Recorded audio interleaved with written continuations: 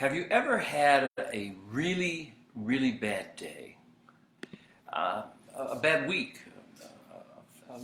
A season of what seemed like epic failure? Have you ever sensed that you had failed in any important part? Had you sabotaged your life? Had you messed things up so badly that, at least in your own and with anything you could possibly do on your own strength and with anything you could possibly do, you could not fix it? Have you ever had a bad year? Have you ever had a horrible season, a decade in life? Have you ever been in a state of panic because you had messed things up, a relationship, an occupation, a vocation, just your life in general, so badly that you just didn't know how you were going to fix it? Have you ever desperately needed, craved a second chance, a third chance, maybe a 50th chance, another chance to fix, to do right what you had done wrong, what you had failed at doing, to do it well, do it correctly? Have you ever had that experience? If you know that, and most human beings have experienced that at some time, to some level, in some seasons of their life. Maybe it's your situation today, but whether it is or whether it is not, if you have an understanding of what it means to feel like an epic failure, to sabotage your own life or relationships or important factors of what your life consists of, then Parsha Metzora, which is the chapters 14 and 15 of Leviticus, will mean a lot to you. Has a message of hope and inspiration for you. Now, I say that and realizing that I know that people read this usually in my world in English, in the English translations from the original Hebrew language. And so in the translation process of reading this, it seems to be speaking nonsense. It seems to be speaking things that are beyond our interest or our understanding. Because you see, the book of Leviticus, actually its real name is Sefer Vayikra, and he called, and so it's the substance of him calling our lives, to come to him, to be restored. And with that being the focus of the book, he is speaking spirit to spirit, not mind to mind. He is not trying to get your mind activated. He's trying to awaken your spirit, bring it to a state of alertness, to a state of attention, to a state of orientation to your surroundings and to your life. He's intending to speak directly to your spirit. Awake, awake, come alive. Come to the throne room. Come to your Father. Come to your Creator and be healed. Be restored. Be made whole. That's the message of the Kedusha discourse that we're in, which is Leviticus chapter 8, or chapter 10 rather, verse 8, through all the way, basically through chapter 24. We have a series of parshas, a series of sections. It's fast and furious. It's pounding us with divine speech, uninterrupted divine speech from chapter 10 of Leviticus all the way through the narrative that begins in the middle of chapter 24. So, are you ready for a second chance? Are you ready to read about the Holy One's idea of giving second and third chances to people who have sabotaged their life or allowed their life to be sabotaged? Perhaps it's happened from an external source. Perhaps it's from an internal source. Perhaps we've done it to ourselves, or we've allowed other people or other situations to do it to us. But can we now be restored? Well, that's the real question that we'll deal with. This is Parsha number 28. I call it the Parsha of second and third chances. It begins with these words: Zot tiyeh Torat ha-Metzora b'yom tehoratu. And in English it probably reads, these are the laws. This is the law, or these are the laws for the day the leper becomes clean. The second chance takes place. The third chance, the fourth chance, the 50th chance takes place. These are the protocols. These are the Torah, the instructions in that regard. So, if we're going to start with that, we need to understand this. If you hear these words spoken in your mind, imagine them being spoken. Your spirit hear someone, maybe it's your own voice crying out when human interaction is taking place. Unclean! Unclean! Warning. Last week, you see, if we used English translations from our Torah studies, we read something along these lines. Now, the leper on whom the sore is, his clothes are to be torn, and his head bare, and he is to cover his mustache, and he is to cry, unclean, unclean, and he is unclean. All the days of the sore, all the days he has the sore, he shall be unclean. He is unclean, and he is to dwell alone. His dwelling is to be outside the camp. Whew! Shocking, right? Imagine it. It's intense. It's macabre almost. It's unbelievable. It goes beyond the human mind's ability to think. It goes directly to the Spirit's idea of how do you feel inside when you have failed and your body carries the evidences, and your lifestyle and your talk and your speech, everything about you carries the message, I am unclean. I am a failure. I am toxic. Well, that's what we have. Shocking. It is intense. It is macabre. So before we turn and run away and hide, perhaps we should take a step back and see if maybe we can find something we may have missed in translation or interpretation. The theme of this part of the whole book is the call of the bridegroom to the bride. I said its name is Vayikra, and he called. And what is he calling? What is he calling us to do, and what is he calling us to be? As people of the living God, as sons and daughters of the covenant of Abraham, he made with Abraham. As sons and daughters of the covenant, he made it at Sinai, with Bnei Israel on the mountain when he spoke the 10 words. What is this calling? The calling is to be holy, be kadosh, in our kadoshim plural. Kadosh is singular, kadoshim is plural. To be that, because he says, I. And he's speaking, the Holy One speaking himself. Because he says, I am kadosh. And if you're with me, you need to learn to walk in that environment, that atmosphere. And you do carry it and take it and absorb it and emanate it and radiate it and release it wherever you go. Because I am kadosh. When you're with me, when you walk with me, when you talk with me, when you move through this world in connection with me, in conjunction with me, in covenant with me, then you need to be as I am, reflecting my kedusha, which is what we call, translated in English as holiness, but it means so much more. We'll talk about what it means. Now, if we understand that these are the things that we have to deal with, I want to introduce the fact that in the light, in the presence and in the light of the Creator of the universe, when we're in His manifest presence, we're going to talk about when we're not, because a lot of times we do not recognize we are, or we feel like we're not, and maybe we're not in His manifest presence. We shed the divine image, we shed the divine kedusha, and we live in a world that is totally mortal, totally flesh, totally self-absorbed, totally emotion-driven and appetite and urge-driven of the nephesh. The land of the beast is where we tend to dwell. There are times when we choose to go that path, but we are always given access to His divine presence. It is the tent maker's dream that He would abide with us and we would be with Him. He would be our God, we would be His people. And so if we do that, if we take up that invitation, we respond to the great call of Vayikra, then we will be in His presence, and in His presence is light. Brilliant light.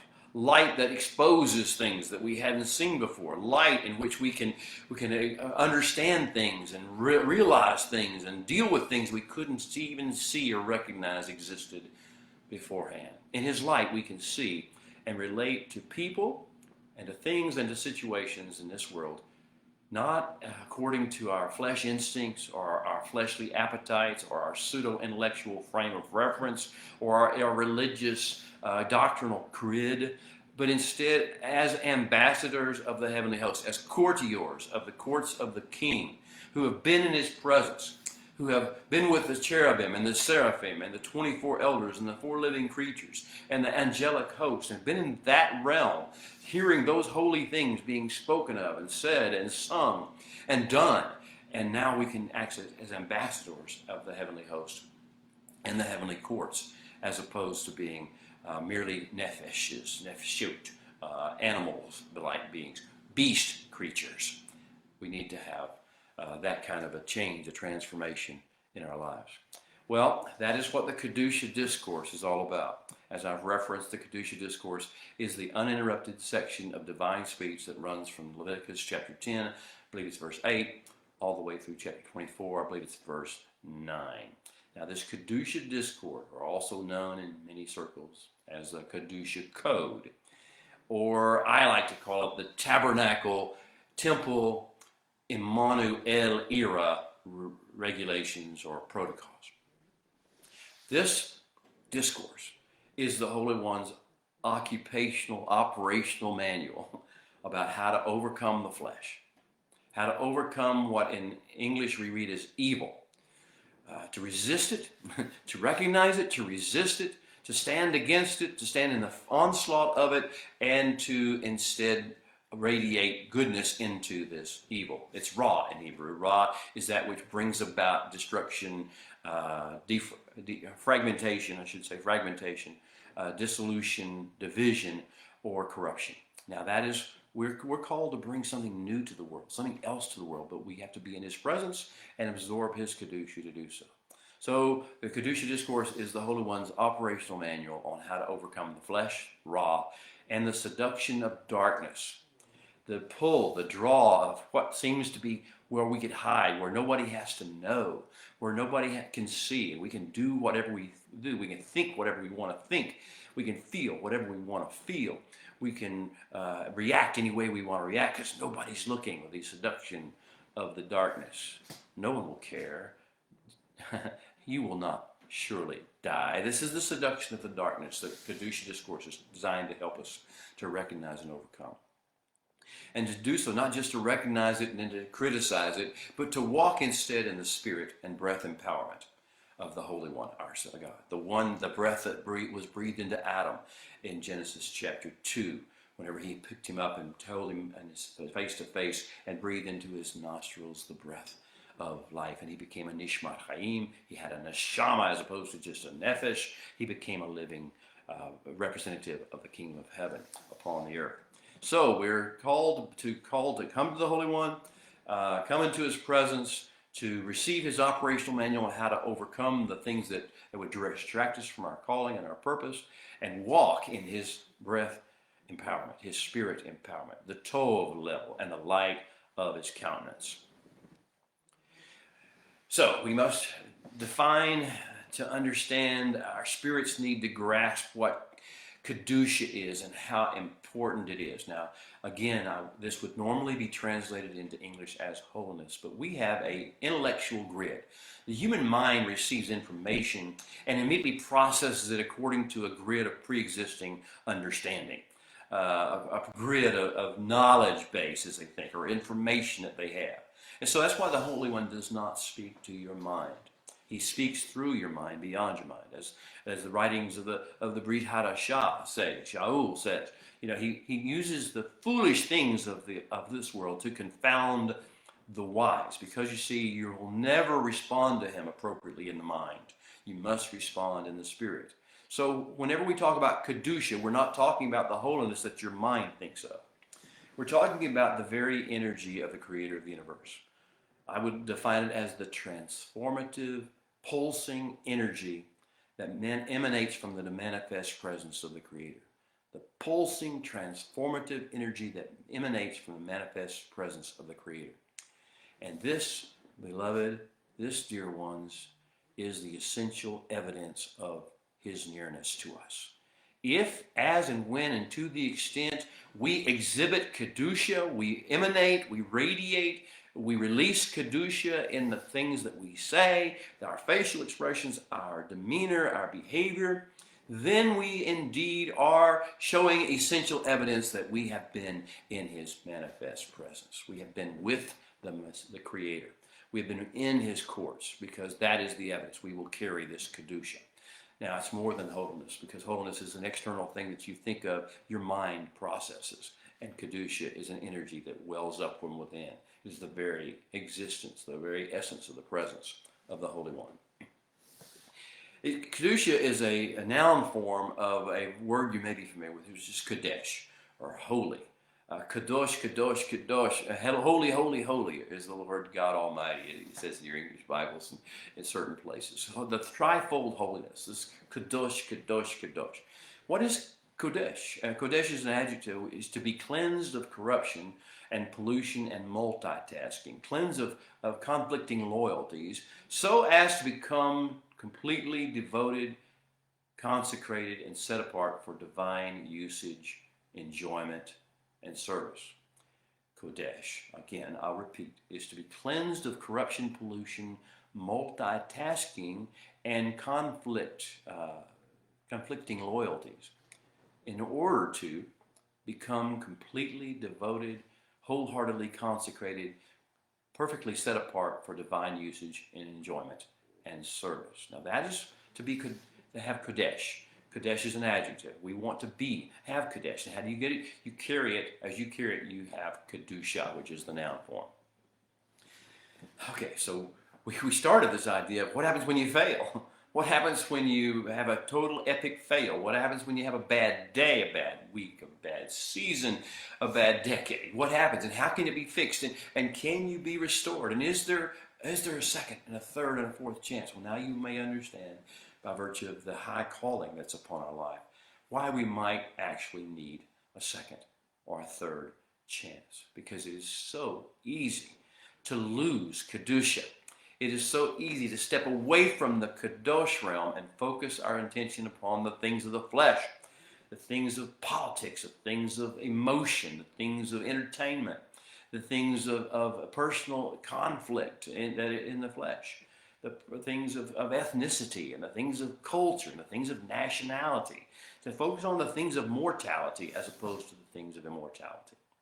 Now, we are in a season of Emmanuel, and this is a prototypical season. When I say Emmanuel, obviously the translation is God with us. El Emmanuel, God with us. This is a special season. It is a prototypical season for the latter days. We will have a new season of Emmanuel. You see it in the prophetic books, and it's coming upon the earth. The kingdom of heaven will come to earth in its fullness, and he will be with us. And so we have the 1,000-year reign, or the millennial reign as it's called. The Messiah will come and manifest the presence of the Holy One in our lives, in our world, for 1,000 years. And then we'll have the Olam Haba, the world to come, when we will be all in his presence, to the extent that we've got other issues of theology that we won't get into right now about how that might break down for different people in different ages and different groups. But I'm not going to get there. I want you to understand that coming too soon to a place near you is an Emmanuel era, like unto the time we're talking about in the book of Leviticus, like unto the tabernacling. It will be an Emmanuel era. This is not the first time. It happened in the Garden of Eden. The first time we give the prototype, the ultimate prototype of this Emmanuel era is the Garden of Eden before the fall.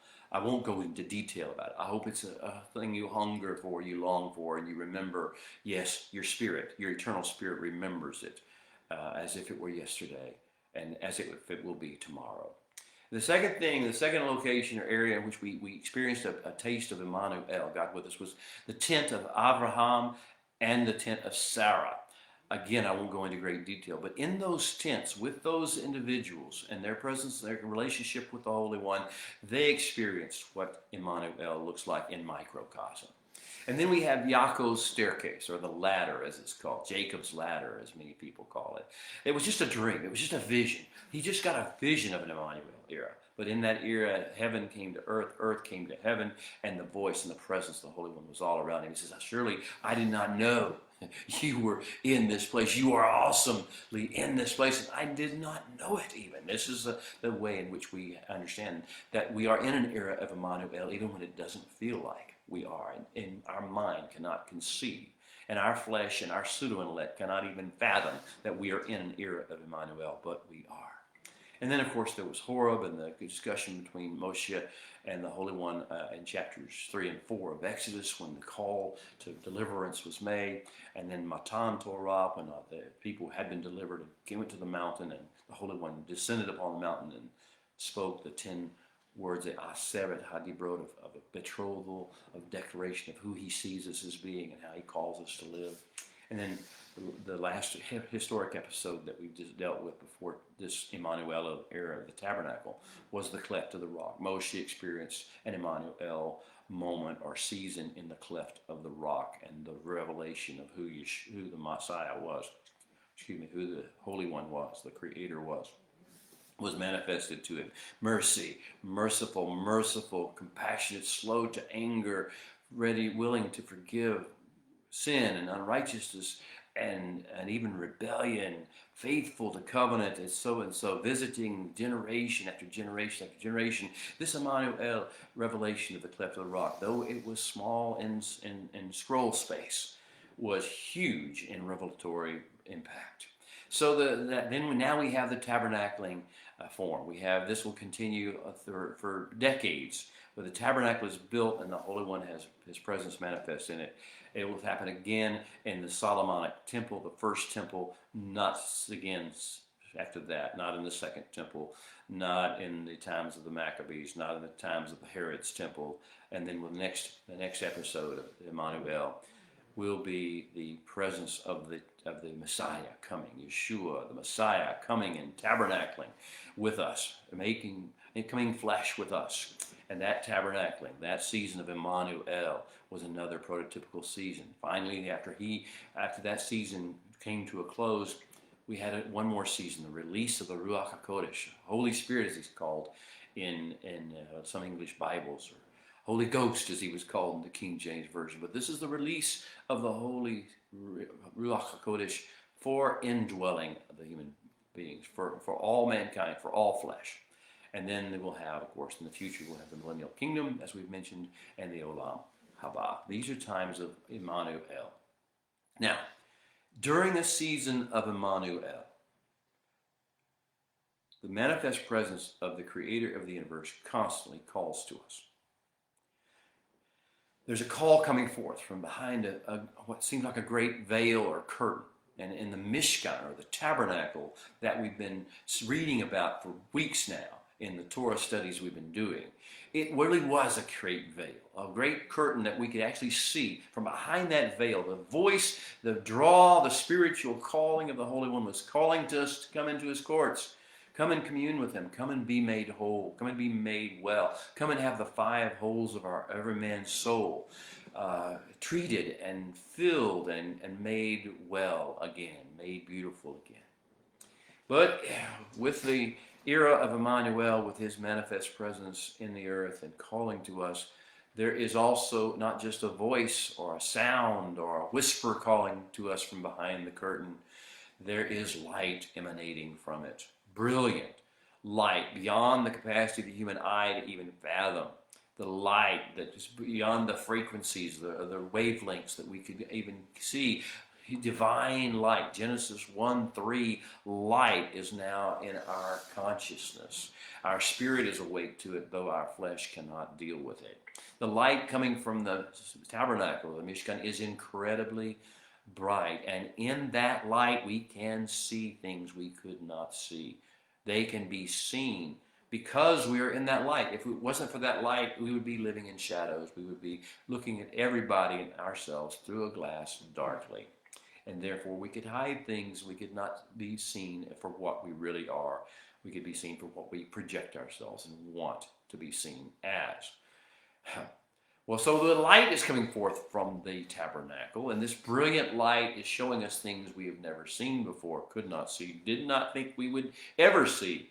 And the second thing that's coming forth from the tabernacle now is the fire from heaven, the divine Ish that comes forth and is now have been fallen upon the brazen altar, and it is insanely hot, as Nadab and Abihu found out. If you do not respect it, if you do not treat it with the reverence it deserves, if you do not let it be what it is and decide instead to make your own fire, strange fire, then you will deal with the consequences of that. It is not punishment or judgment.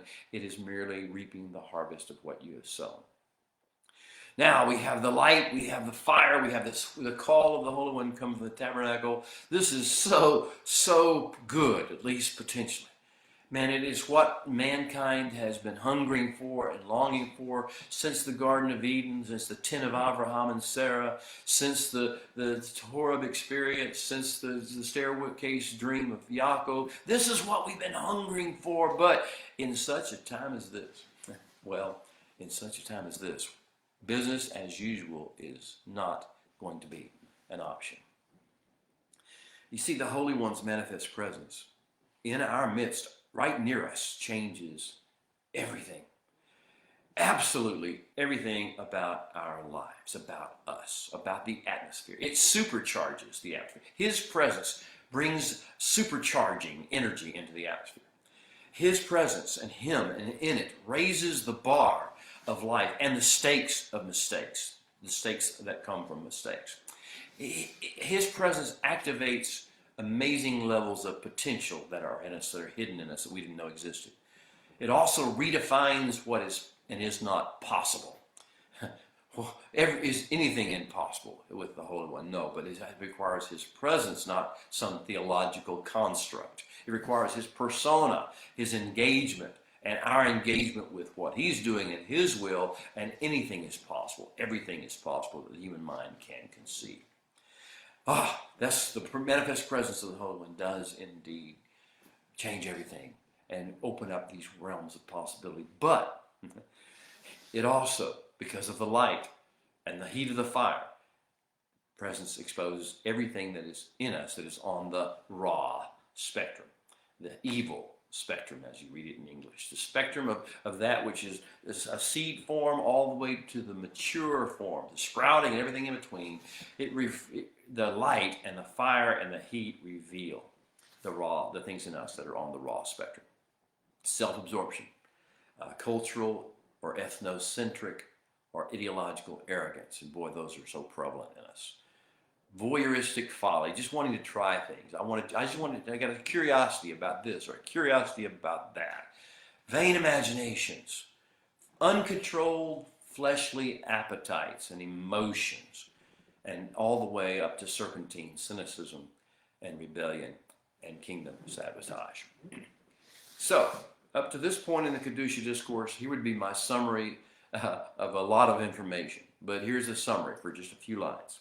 If we are going to be a part of the Holy One's great nation, if we are going to approach and commune with the Holy One in an Emmanuel era, and are to touch and draw near to and draw energy from the holy things, the kadosh things of the Creator of the universe and the Kedusha atmosphere He's in, if we're going to do that, we need to learn to respond accordingly, to live accordingly, to keep ourselves pure to keep ourselves whole and focused in relation to things that other people may think of as normal. Things that we would have considered normal outside of an Emmanuel era. Things that we would not have seen were unclean or are toxic or damaging or dangerous. Things that we would not have seen are evidence of a flowing sore, a flowing flow of toxicity. Well, so far in the Kedusha discourse, we have learned to recognize Tumah as the strange fire of Nadab and Abihu. Everything about that is Tumah, or uncleanness, as we read about in English, is a form of strange fire. It is something that is not permitted, is not appropriate. It is not fitting for people who live and dwell in the courts of the Holy One. Strange fire. And strange fire comes in many forms, not just what you saw with Nadab and Abihu. Strange fire comes in so many forms, and we begin to talk about those things. And so the first example, speaking spirit to spirit, the Holy One gave the first example of the things that can show us what strange fire looks like by talking to us about the animal world. In the fallen world, there are animals that are toxic, that deal with toxicity, that are beasts. They are carrion eaters. They are waste wallowers. They are predators. They live and thrive in the realm of death and decay. And that is the kind of animals. Of course, we're not supposed to touch them. We're not supposed to eat them. That is an external process dealing with an internal reality. That we are not to become like them. We're not to ingest them, not to introduce them into our lifestyles. Because, you know, if you talk about eating like a pig, or you're talking about howling like a wolf, or you're talking about biting like a dog, or going back to your vomit like a dog. These are things that are unclean. So we use the examples. And they were true testimonies and true instructions as to how to live, but they have a deeper spiritual meaning, spirit to spirit, that we are not to become like the animals. We are no longer just nafshot, nephishes, animal beings. We're not beasts anymore. We come from among that character, but we have been filled with this presence of the Holy One, the manifest presence, so we are to recognize Tuma by looking at it and comparing it to animals and how they behave when they are fallen and they're not acting according to their original divine design. They are acting instead according to their fallen nature since the fall and the flood. The next thing we learned, after recognizing that Tuma is strange fire in one or more forms, that recognize that Tuma in us makes us like animals, reduces us to the place of being like beasts, wild beasts in the world. The third thing we learned is that Tuma can be associated with human hormones and toxic floods. Any situation that involves the flow of adrenalines and testosterones and estrogens and melatonins and different types of hormones to a place where we become imbalanced by those hormones and our body changes and shifts in relation to those hormones, that becomes an entry point of Tuma, or uncleanness. We have learned last week about the Tuma of human Zara'at. Leprosy, it's called in the English translations of the Bible. Not the thing you're thinking about with leprosy. Not what you read about in the 18th century, 17th century, 20th. Now, this is something that has to do with only with an era of Emmanuel, and is what you see whenever the light of the Holy One shines in ways that it doesn't normally shine, or you can't normally see. This is Tuma, this is Zara'at that manifests itself on the skin of the flesh of the skin, in the hair, in the garment of wool or linen, and of course also in a house. Because we have finally found our heaven comes to earth place, the kingdom of heaven is at hand place, well, the possibilities and potential for Tov are truly stunning. But alas, it does not happen automatically. It requires us to participate, to cooperate. It requires us to take some level of responsibility to maintain, steward, and perpetuate, advance this great atmosphere. There are significant zones that we need to be aware of, zones of grave danger and valleys of the shadow of death, so as to speak, through which we have to pass. Each of us has to pass in our assigned journey to go to our assigned destiny. Nadav and Abihu are examples of that. There's so many more I won't have time to go into. But the Holy One wants to prepare us to navigate what He knows to be and wants our spirits to recognize as the critical flashpoints. The critical flashpoints of aroused flesh, aroused pseudo-intellect, aroused emotion, aroused hormones. These are the areas in which He wants us to be prepared to navigate.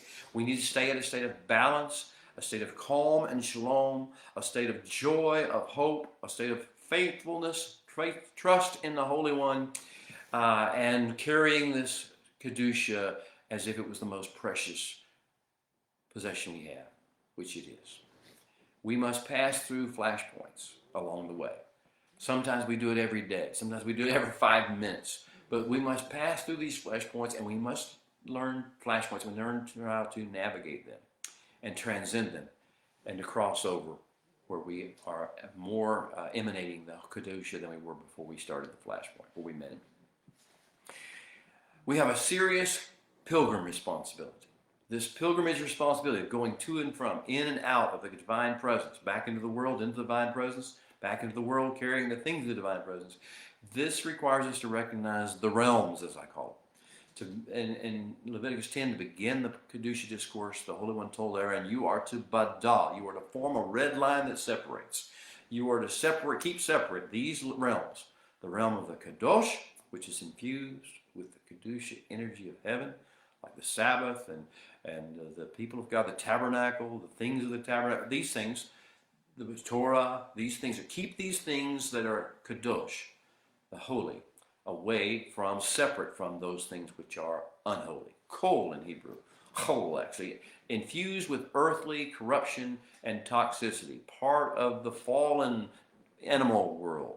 Also, we are to badal, form a red line of separation between the realm of the tahor, or the whole, the unfragmented, that which shows health, reveals health, and leads to wellness and wholeness. That is the tahor. Tahora is the noun, and the tahor is the adjective. And we separate that realm, which is balanced and whole and moving towards wholeness, from the tameh realm, the other realm, the opposite realm, on the other side of the dividing line of us, which is that which is out of balance, which is infused with hormonal or emotional or fleshly appetite, urge, and balance, and therefore is fragmenting our soul, fragmenting our life, causing us to have bad days and bad eras and bad life, and need second chances to separate the tahora, the clean, from the unclean, the tameh, that which is out of balance, decaying, fragmenting, disintegrating, and destructive. So we need to know, what is a flashpoint? A flashpoint is, in science, it's the temperature at which something will form a vapor. At a certain temperature, substances, particularly fluids, liquids, form a vapor in the air near their surface that will flash if exposed to an open flame. There's a flash or combustion, an ignition, whenever they catch an open. So there's a certain temperature, that's a flashpoint. In the context of flesh and spirit cohabitation, which is what we're doing in the era of Emmanuel, a flashpoint is whatever stimulates a hormone release, an emotional response, a fleshly appetite stimulation in us. That's a flashpoint. It can do it in us, or it can be something that it creates one of these flashpoints, these hormone releases, or these emotional responses, or these fleshly appetite stimulations in someone near to us, in our spouse, our children, some spot in our field of work, or our marketplace, or on the street, or in our sphere of influence, within our field of vision, or within our earshot, or within the stroke of our keyboard. Something, if we do something that causes an emotional response, a hormone release, or a fleshly appetite stimulation in them, then we have hit a flashpoint and caused them to have a flashpoint. If it's especially if it's of strong enough nature to disturb or threaten the delicately balanced spiritual atmosphere that is essential for Emmanuel, the portal quality environment. We need to be a portal of the Holy One's Kedusha and his Emmanuel presence, and to do that we have to keep the air clear, the air open, and not succumb to the flashpoints, and to help people around us not succumb to the flashpoints, because we can take on their environmental tuma. Okay, so do you know the critical flashpoints of flesh and spirit cohabitation? Whenever the flesh indwells, it covers or gives habitation to the Holy Spirit. Whenever we are in an era of Emmanuel and Kedusha is around us, we have access to it. Do we know the critical flashpoints that suck it away from us, that draw it out of us, that cause us to leak our Kedusha? Do you have the tools, and do you have the disciplines to navigate through these extremely dangerous flashpoints? These are the reasons for the Kedusha discourse. We need in the Emmanuel era, in order to keep our Kedusha and manifest our purpose and do what we're supposed to do upon the earth, to bring Kedusha into the world, in every environment, every situation, every conversation, every interaction, every relationship we have, every place we go, to do that, bring the Kedusha, we need a heightened level of consciousness. LOC, level of consciousness. We need a heightened level of consciousness beyond just awake, alert, and oriented. That's what the medical doctors will look at, or the nurses will try to gauge is, are you awake? Are you alert? Are you oriented to your surroundings? Well, that's the natural level of consciousness. We need a heightened spiritual level of consciousness if we're going to live in an Imanu era, El era. And we also need a new and more excellent, exalted form of vocabulary. We need to have different words than the rest of the world uses. We need to have different phraseology, different ways of saying things that speak spirit to spirit as opposed to flesh to flesh. So, a heightened level of consciousness, a spiritual level of consciousness, an LOC, and a new, more excellent and exalted vocabulary. Consciousness, that we're going to talk about first. Consciousness is the state of being aware of one's identity, of the time, of one's location and surroundings, and of kind of a cognition of his recent experiences and situations and activities. In other words, person, place, time, event. Level of consciousness, that was consciousness. Level of consciousness is a person's degree of arousal, awakening, awareness, hence his or her potential for meaningful engagement with people and with situations and with the tasks and challenges of life. A person's degree of arousal, awakeness, and awareness, hence his potential for meaningful engagement with people and situations and tasks and challenges of life. What kind of heightened level of consciousness, what kind of heightened LOC do we need? What kind of awakeness, alertness, and orientation do we need to have? We need to have Imuna protocol, faith protocol, faith discipline, Imuna protocol level of consciousness.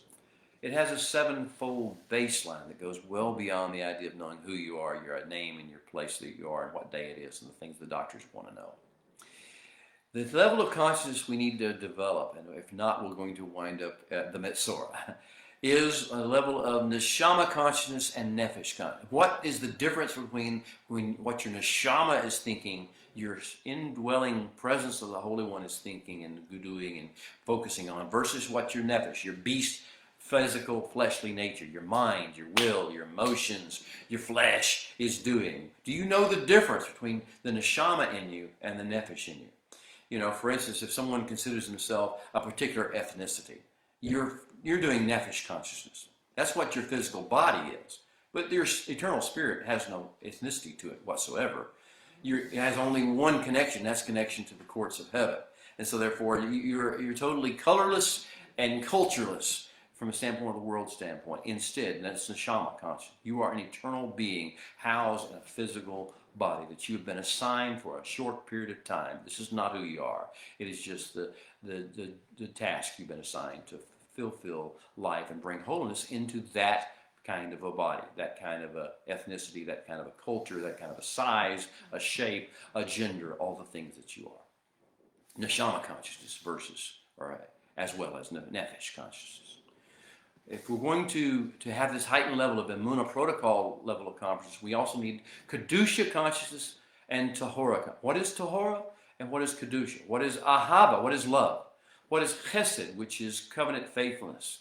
What is Racham, which is mercy? Do we have consciousness of what mercy would do? What covenant faithfulness would call for? What love would generate in a certain situation? That's Ahava, Chesed, and the Racham consciousness. Do we have Shalom, Simcha, V'tikva consciousness?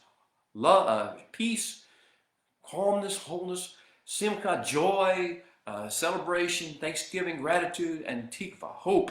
Do we have peace, joy, and hope consciousness? Do we know what life would look like and how our responses and our reactions and our behaviors and our speech would be if we were filled with Shalom, filled with Simcha, filled with Timka, filled with peace, filled with joy, filled with hope?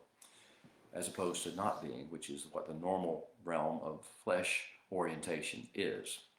That's the nefesh level, which is full of stress, full of anxiety, full of worry and emotion.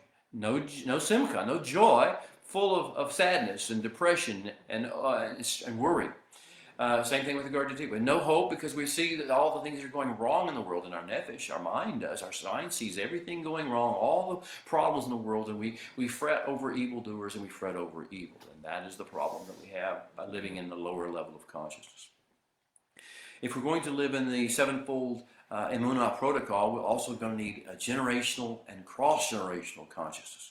A consciousness that what is happening is more than just what's going on right now, or just in the present moment. We have to understand what impact things will have, could possibly have in the kingdom on a generational level and on a cross-generational level. That's why we do things like teach our children these things, and speak of things when we sit in our home and when we walk by the way, and tell the stories over and over again, and impart things to our children, our children's children, and leave a legacy behind us in our physical location of the kingdom's words and will. The last thing, the last part of the Emunah protocols of the heightened level of consciousness is temporal consciousness and eternal consciousness.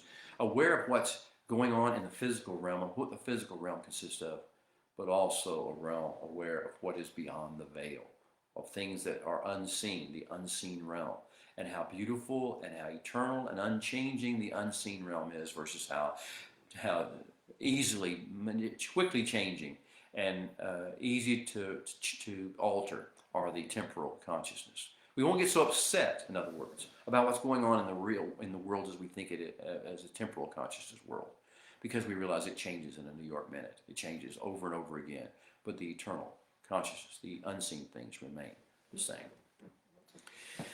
All right, now vocabulary. We're not going to have a lot of time, but understand that if we use the same terms the world uses, or that we have used when we're in nefesh consciousness, and we're not in the things of the Emunah disciplines or protocols of the new level of consciousness, if we use the same language and the same terms, we will slide right back into that world, because those words speak to our minds and carry it. So we're going to learn certain words. First word of vocabulary this week that needs to happen if we're going to understand Metzora is the word basar. In Hebrew we translate it as flesh. In English we translate it as flesh. Basar. Basar, flesh. Do you understand all the implications, hopefully, spiritual implications of the word flesh, especially as it is translated in later versions of the Brit Hadashah as an opposition to spirit. Flesh is one thing, spirit is another.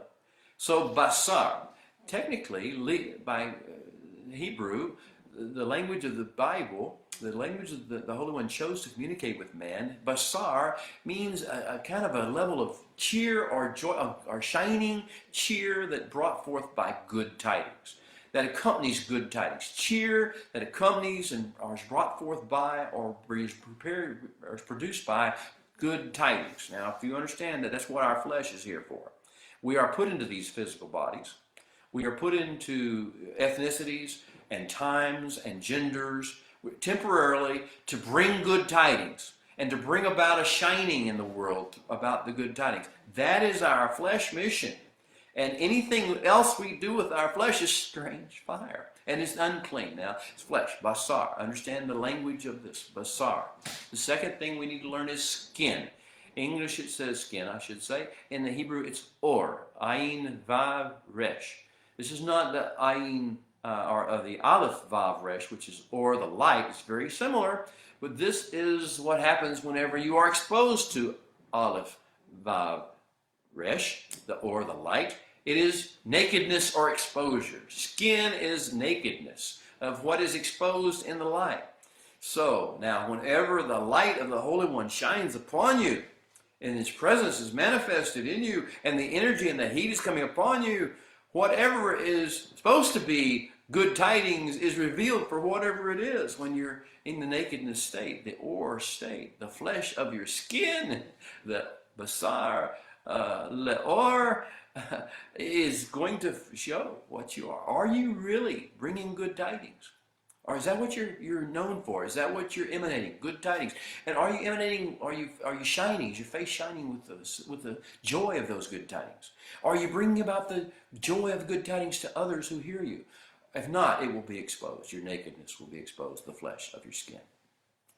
I'm going to move on. We have other words that I want you to learn. Instead of calling things good, learn to hear the word good and immediately let your spirit awaken to what is tov, a fountain of goodness, a fountain of blessing, a fountain of beauty and holiness. Second thing, on the other side of it, evil. Don't think of evil as being some moral turpitude or issue here.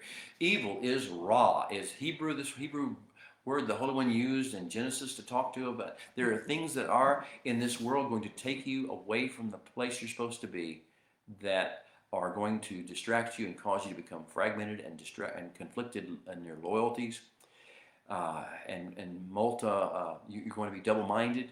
Well, that's ra, and self-will, determination, self-focus, self-obsession, narcissism in this process. That's ra.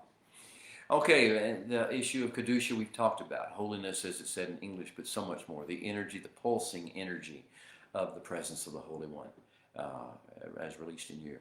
The opposite of Kedusha is Chol, which is, we translate in English as commonness or profanity. That which is mortal and that is passing away. That which will not be the same even tomorrow, or certainly not in a decade, will not be there. That is profanity, the profane. We issue the issue of tahora, or cleanness in English as we read it, but it's tahora in Hebrew, and it means delicately well-toned and balanced, that which carries the shalom and the tikva and the simcha, the joy of the Holy One, and is not overloaded with hormones, with emotions, or with pseudo-intellectual arrogance. So then on the other side of that, you got the other things, which are tumah. Tumah is another of these vocabulary words. Learning use that instead of uncleanness. Tameh instead of unclean. These are ways in which the Spirit begins to respond instead of the flesh to the things of the Torah and the things of life as well. Now the next thing, which is what we focus on in the Parsha Metzora. In English, you read it as leprosy. Leprosy. Have you ever known a leper? Probably not. Therefore, is this irrelevant to you? It may seem that way. But not if you understand leprosy is not even the right word. That is just an English translation, came from the King James era, of something that they knew, that they tried to attribute. It's like calling black mold the same thing as what the Holy One's talking about with regard to houses. Or calling mildew what's the Holy One's talking about with regard to what may happen in your clothing whenever you get into the realms of the Tameh. So leprosy is a word to forget except in medical context, and this is not medical. So instead, zara'at, this touch of a release of evidence of the Nadav and Abihu kind of fire, strange fire. It begins to show marks. The skin will begin to be unbalanced, unlevel. There'll be a rise or a fall. There'll be a discoloration of the hair, showing evidence of a death process in motion. These are the things that you get with Zara'at, and it happens in the light of the Holy One's presence. It doesn't happen in the world. It's not something doctors diagnose. It's not something doctors treat. It is something that has to be seen by a Kohen who has been in the manifest presence at the highest levels of light inside the tent. So the Kohen must diagnose it. No one else can. The Kohen must evaluate and consider it and treat it, and no one else can. Now, the key factor of Metzora, Parsha Metzora, is it's all about the second and the third chance. Yes, it is possible in a time of Emmanuel. It is almost to be expected that in a time of Emmanuel, things will happen, and there will be seasons in which we, in the light of the Holy One, show we're not who we were called to be. We're not doing what we were called to do. We're not behaving. We're not thinking. We're not speaking as we were called to behave, think, and speak. Oi, aye. It is true. Now, when it happens consistently, it is a gift of the Holy One to reveal to us and to our Kohen that something is dreadfully wrong, and we are toxifying our environment rather than healing it. We are leaving a legacy of Ra rather than a legacy of Tov. We're leaving a legacy of anger and sadness and frustration rather than a legacy of Shalom and Tikva and Simcha. Well, that's our biggest challenge as we face it now. The good news is the Holy One has provided a protocol. He intends for everyone every single person who has any touch of Zara'at, every single person who ever has found and indulged or immersed themselves in any level of tumah or uncleanness can be restored, can be brought back into a state of wholeness. Second chance, third chance, fourth chance, just return, just come back, just draw into his presence, just leave behind the uncleanness, just leave behind the behavior patterns and the speech patterns and the reaction patterns and the emotional responses that and the hormone influx situations, putting yourself in those situations where you'll be in hormone influx. Put those things aside. Lay aside the deeds of uncleanness. Lay aside the deeds of the works of the flesh, as Shaul would call them, and come back into his presence and be healed. And as a matter of fact, today's parsha begins with those beautiful words. This is the Torah. These are the instructions. These are the protocols and the disciplines when the Metzora is made whole. Well, Shabbat Shalom. Be made whole. Remember the protocols. No matter how much you feel like you failed or feel like you've become toxic or realize you have not fulfilled the purpose, the plan, the destiny. You're not walking in the Kedusha and emanating the Kedusha, the Simcha, the Shalom, the joy, the hope that you're supposed to be manifesting. There's a second chance waiting for you. The Holy One is calling. Please respond. Shabbat Shalom. See you soon.